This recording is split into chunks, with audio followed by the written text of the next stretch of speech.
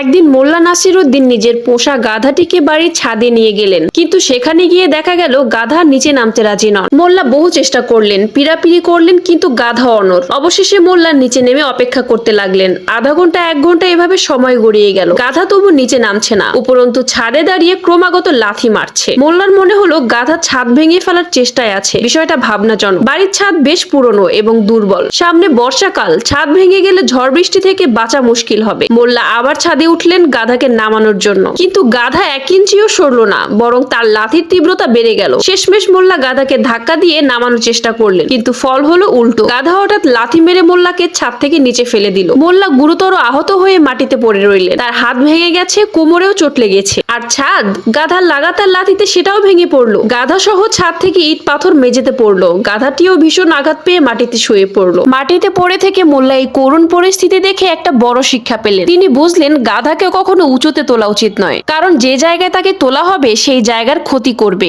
যিনি তাকে তোলেন তারও ক্ষতি করবে, শেষে গাধা নিজেও ক্ষতিগ্রস্ত হবে। সবশেষে গল্পের শিক্ষা হলো, অযোগ্য কাউকে গুরুত্বপূর্ণ বা উচ্চ পদে বসালে সে নিজের, আপনার এবং আশেপাশের সবকিছুর ক্ষতি করবে।